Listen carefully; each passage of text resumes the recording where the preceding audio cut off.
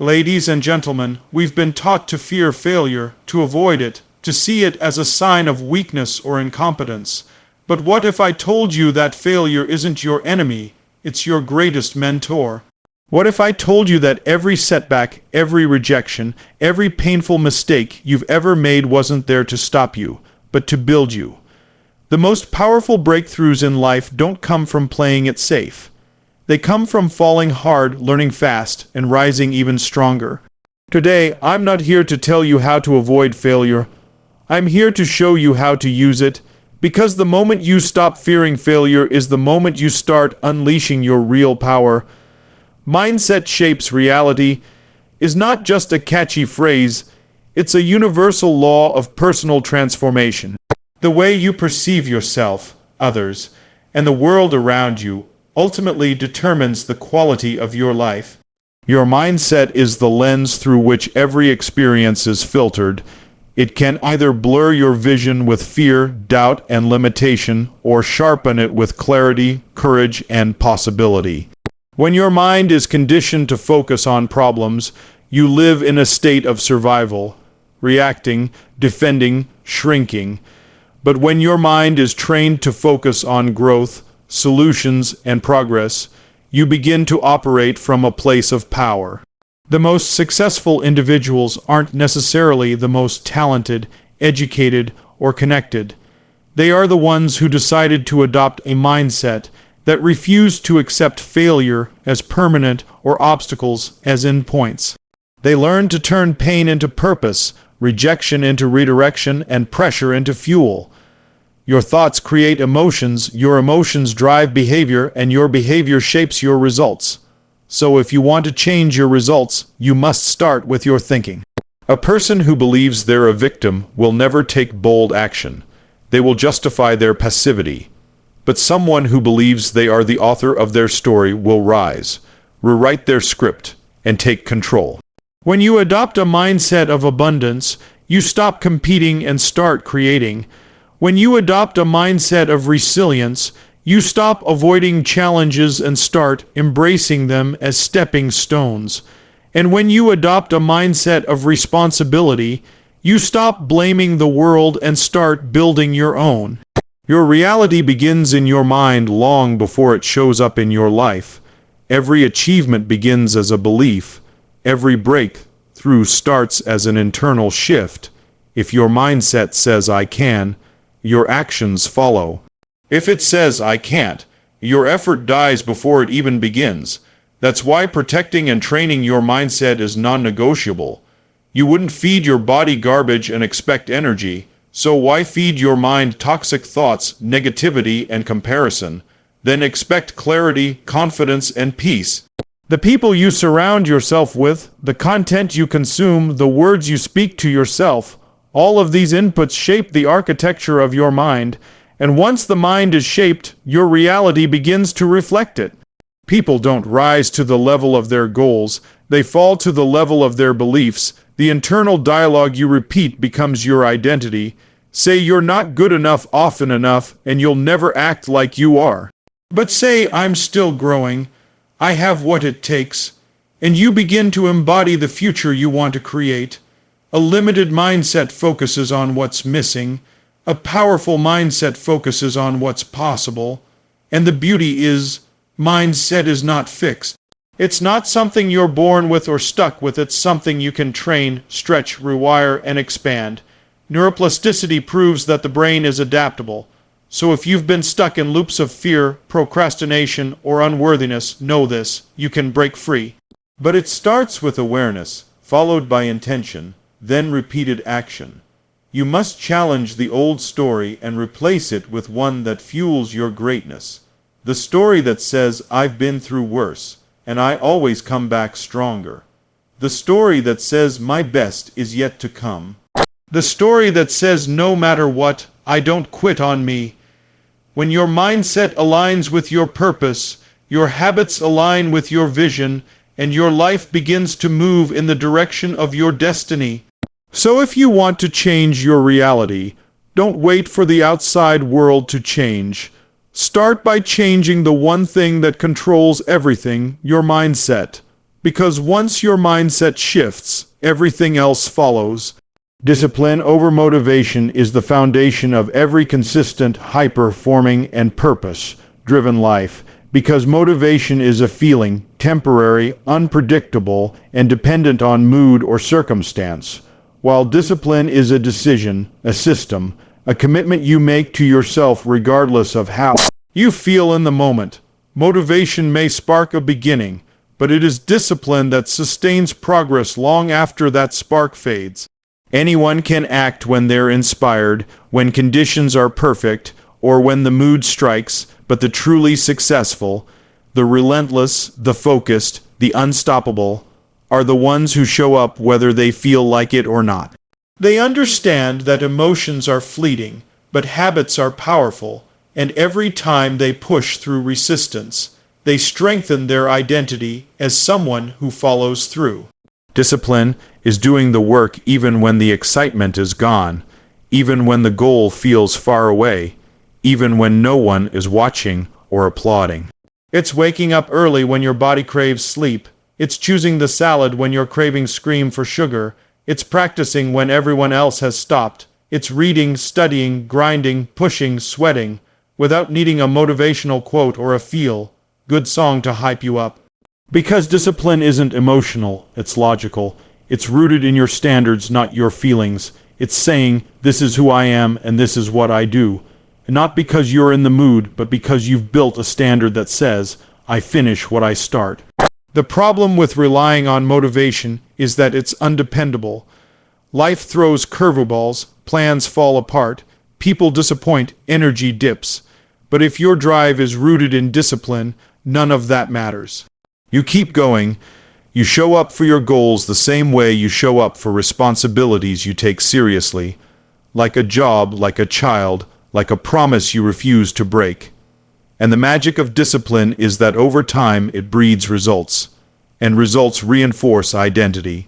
The more consistent you become, the more evidence you gather that you're capable, resilient, and trustworthy to yourself. Confidence doesn't come from motivation. It comes from keeping promises to yourself. And every time you choose discipline, you cast a vote for the person you're becoming. The person who works out not when it's convenient, but because health is non-negotiable. The person who builds a business not just when ideas are flowing, but even during the droughts. The person who writes the book, builds the skill, runs the miles, saves the money, not once in a while, not when it's trending, but every single day, even when it's boring. Discipline eliminates the need for willpower, because once habits are in place, decisions become automatic. You don't have to think twice. You simply act, and that level of consistency compounds. Like interest, small actions repeated over time build massive momentum. Motivation may get you to start, but discipline is the engine that gets you to the finish line. It's not glamorous, it's not loud, it's not always exciting, but it is powerful. And it's what separates amateurs from professionals, dabblers from masters, and dreamers from doers. You don't need more motivation. You need a schedule, a system, and a non-negotiable mindset that says, this gets done, even on bad days, especially on bad days, because that's when character is forged. That's when your mind learns to obey your commitment rather than your comfort. And that's when real transformation happens, not when it's easy, but when it's hard and you do it anyway. So if you're tired of starting over, if you're done riding the emotional roller coaster of motivation highs and burnout lows, then make the shift. Build discipline like a muscle. Train it daily.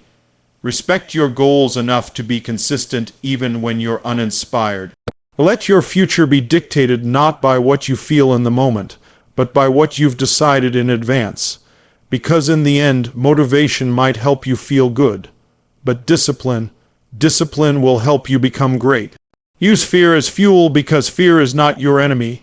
It's your compass, your wake-up call, your invitation to grow. And the moment you stop running from it and start leaning into it, everything begins to change. Fear only has power over you when you allow it to control your decisions, but when you face it, name it, and use it, it becomes energy that can drive you instead of paralyze you. Every person who's done something meaningful has felt fear. Fear of failing, fear of judgment, fear of not being enough. But they acted anyway, not because they were fearless, but because they realized the presence of fear means you're on the edge of something that matters. If it didn't matter, you wouldn't be scared. Fear is proof that you're stretching beyond the known, stepping into the uncertain, and chasing something that will force you to evolve. So instead of waiting for the fear to go away, realize it's a signal that you're alive, that you're growing, and that you're being called to rise. Train yourself to reframe it, not as a stop sign but as a green light, a powerful surge of adrenaline and focus that you can channel into movement. Fear heightens your senses, sharpens your instincts, and gives you a choice. Run from it or run with it. The difference between the person who freezes and the one who flies isn't the absence of fear, it's how they use it. The person who flies looks fear in the face and says, "I see you, and I'm doing it anyway." They use the fear of staying stuck, the fear of regret, the fear of dying with potential inside them as greater motivators than the fear of discomfort or embarrassment. Fear loses its grip when your vision becomes bigger than your doubt. When your why is powerful enough, you'll move through fear like a storm because you know what's on the other side is worth it. That's why your relationship with fear matters more than your talent or timing. If you run from fear, you shrink. If you chase it, you expand. Your best self is hidden behind the very thing you're afraid to do. Whether that's speaking your truth, starting that business, ending what's unhealthy, or risking failure in order to succeed. So step into it. Take the stage, make the call, write the book, launch the dream. Yes, your heart will pound. Yes, your hands may sweat. But that's not weakness. That's energy, that's life. That's momentum being born in real time. Fear is a fire, and you can either let it burn you down or you can throw it in your engine and let it launch you forward. It's a choice every time. You can choose to be afraid and stuck, or afraid and moving. One leads to regret, the other to growth. And the more you use fear as fuel, the more you realize it was never a wall. It was a doorway. Every time you walk through it, you build strength. Every time you overcome it, you stretch your identity. Soon, what once terrified you becomes your new normal, and you seek out bigger fears because you now understand. Fear isn't here to stop you. It's here to shape you. It's life's resistance training for your soul. So welcome it, use it. Let fear remind you that you're not done yet, that you've still got something to prove, not to the world but to yourself. Let it be the push that gets you off the couch, out of your head and into action. Because the greatest breakthroughs come when you stop negotiating with fear and start partnering with it. The voice in your head saying, "What if I fail?" should be answered with, "What if I fly?" And the only way to find out is to step forward while fear walks beside you. Fear is not a wall, it's a gate. And on the other side of that gate is the life you were meant to live. Use it, burn it, let it drive you, let it wake up the part of you that's been sleeping. You don't need to eliminate fear to move. You need to understand that moving with fear is where power begins. Eliminate excuses and take full ownership, because as long as you keep pointing fingers at the economy, your upbringing, your lack of resources, time, support, or energy, you are handing away your power to change, and the truth is, every excuse is a permission slip you give yourself to stay there. Same ownership is the birthplace of transformation. It's the moment you stop saying, "I can't because," and start asking, "How can I make it happen regardless?" The shift from victim to creator is not a matter of circumstance. It's a decision, a mindset, a level of personal leadership that says, "I may not control everything, but I control how I respond, how I prepare, how I grow, and how I show up."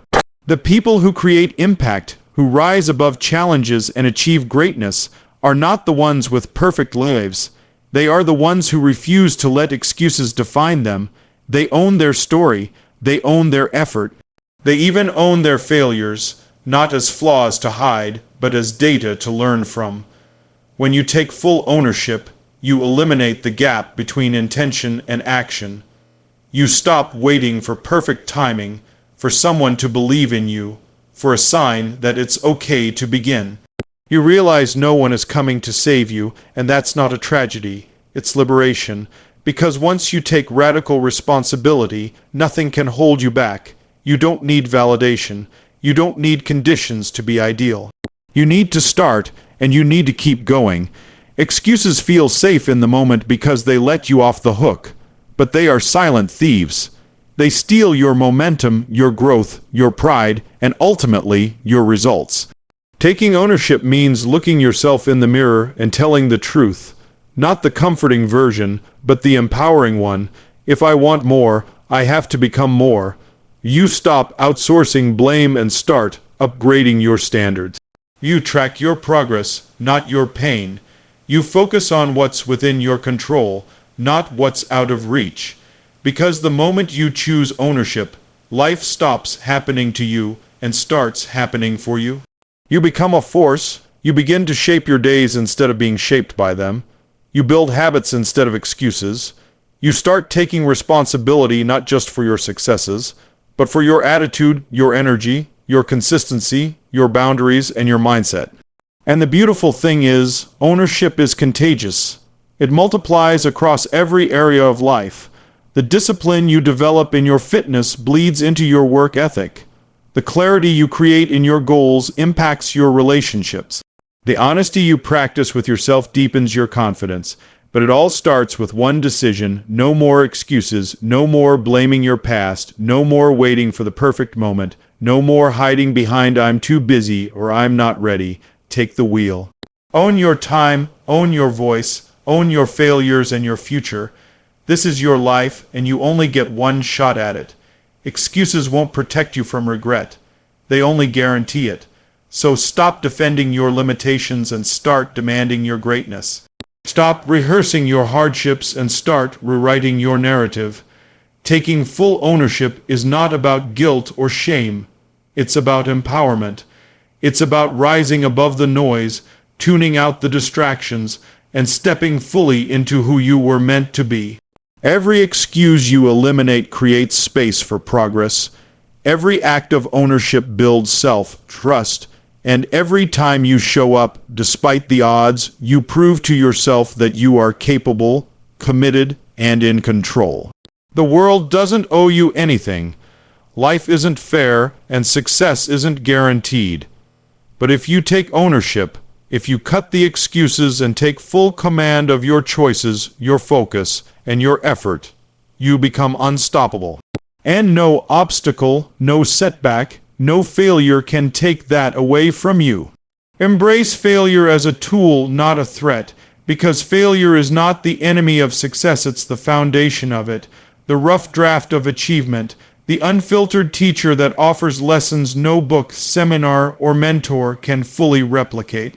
Every successful person has a trail of failures behind them, not because they were incapable, but because they were courageous enough to try, fall, and rise again with more insight, resilience, and strategy than before.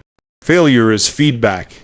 It tells you what didn't work, where you need to adjust, what you overlooked, or how you underestimated a challenge. And that feedback, if used correctly, becomes the blueprint for your next level. The problem isn't failure.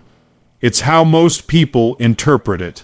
They see it as proof that they're not good enough, that they should stop, that they should retreat into safety. But in reality, failure is the universe testing how bad you want it, how willing you are to grow, how committed you are to evolving beyond your current limits. When you shift your mindset and start to view failure not as something to fear, but as a tool to sharpen your skills, deepen your wisdom, and strengthen your character, you become unstoppable. You begin to understand that every time you fail, you're refining your craft, building emotional grit, and developing the kind of resilience that can't be faked or fast-tracked. Failure humbles you, yes, but it also wakes you up, forcing you to confront your weaknesses and confront your assumptions. And in doing so, it invites you to become more capable, more grounded, and more focused. The fear of failure keeps most people stuck in preparation mode, overthinking, overplanning, never launching. But the truth is, clarity comes through action, and mastery comes through mistakes. There is no growth without friction. There is no wisdom without missteps, and there is no success without some form of loss or discomfort. The difference between those who rise and those who retreat is that the successful have trained themselves to extract value from every defeat. They don't personalize failure, they analyze it. They don't use it to justify quitting.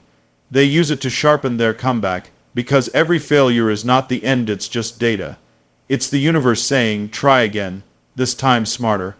And the more you fail forward, the more fearless you become.